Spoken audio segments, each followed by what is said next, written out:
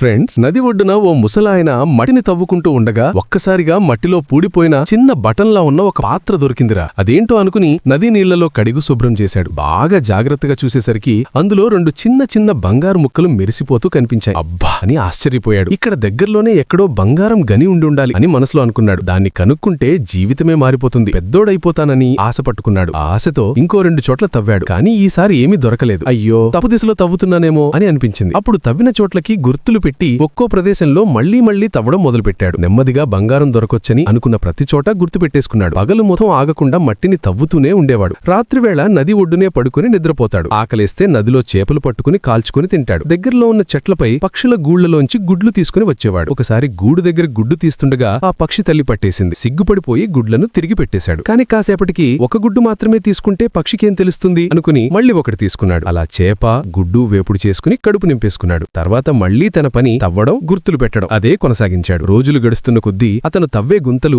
ఇంకా లోతుగా మారాయి. ఇప్పుడేమో దొరికే బంగారు ముక్కలు కూడా ముందు కంటే పెద్దవే అవుతున్నాయి. ఒకరోజు తన పెట్టిన గుర్తులన్నీ చూసి ఇంకా కాస్తే ఉంది, గని దగ్గరికి వచ్చేశా అని నమ్మకంగా అనుకున్నాడు. ఇక ఎక్కువ ఆశ ఉన్న చోటే నీరుగా లోతుగా తవ్వాలని నిర్ణయించుకున్నాడు. తవ్వుతూనే గుంత అతని ఎత్తుకన్నా లోతుగా మారిపోయింది. అకస్మాత్తుగా పెద్ద బంగారు ముక్క ఒకటి కనిపించింది. గబగబా తీసుకుని తన బట్ట సంచిలో పెట్టేసుకున్నాడు. కొద్దిసేపటికి ఒక పెద్ద రాయి దొరికింది. దాన్ని పగలగొట్టేసరికి లోపలంతా బంగారమే మెరుస్తోంది. ఆనందంతో గుండె దడదడలాడింది. ఇంకా అదే దిశలో తవ్వుతూనే ఉండగా ఒకసారిగా పెద్ద బంగారు ఖనిజం కంటపడింది. అయ్యో రామా, జీవితాంతం చేసిన కష్టం ఫలించింది అనిపించింది. ఆనందంతో చేతులు వణికిపోయాయి. చిన్నపిల్లాడికి మిఠాయి దొరికినట్టుగా ఆ ముసలాయన హర్షంతో నవ్వేశాడు. ఇక తన అదృష్టం మారిపోయిందని అతని కళ్లలో మెరుపు మెరిసింది.